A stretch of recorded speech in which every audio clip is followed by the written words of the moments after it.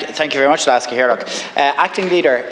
today really what I'd like to do is to call for a similar debate that happened in Dáil Éireann last week, and that was a debate based around large-scale sports facilities. And I think a debate in this House with the Minister would be very welcome. And I'm asking for that debate, again, when I look at the context of my own local area, where I look at the town of Dundalk, the biggest town in Ireland, one of the most successful football teams in Ireland, and a town that has a very long, proud footballing tradition in the case of Dundalk FC. And yet its stadium, Oriel Park, is something reminiscent of a 1960s, 1970s football ground. And this is why I want to have this debate about large-scale infrastructure, because on one hand we have sports capital grants, which are really useful, and Dundalk FC are applying for one this time around. But what we need is to look at the large-scale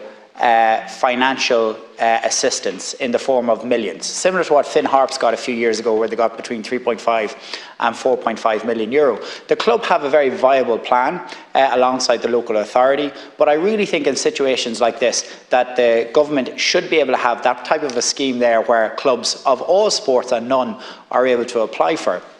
And I think in this particular context, it would be really useful, because if we can get the stadium to a Category 3 or indeed a Category 4, you can host European football, and that brings and lifts a whole town, regardless of what area. And while I'm being parochial making the case for my town, this is something that will happen with the GAA, it's something that will happen with rugby, it's something that will happen with all sports right around this country, and it's that level of large-scale financial assistance that I think is really needed to be considered. And again, it is that bit much bigger than the sports capital grant. And I would really appreciate an opportunity to have the Minister into this House Acting Leader at some stage in the future, so that we can put our views to him, discuss it, and see what we can do to get so many of these projects, but in particular the redevelopment of Oriel Park, across the line.